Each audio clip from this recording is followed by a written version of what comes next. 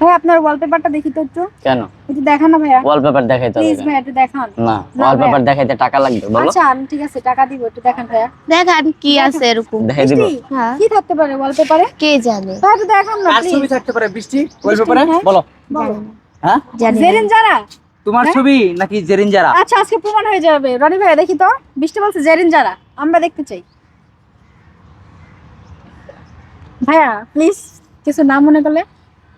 ও বাবা বৃষ্টি, দর্শক কমেন্ট করে জানিয়ে যাবেন এটা এটা জেরিন আসলে যারা না বৃষ্টি? কার পিক, কে হতে পারে এটা, দেখছেন? জেরিন যারা না বৃষ্টি? দেখছেন?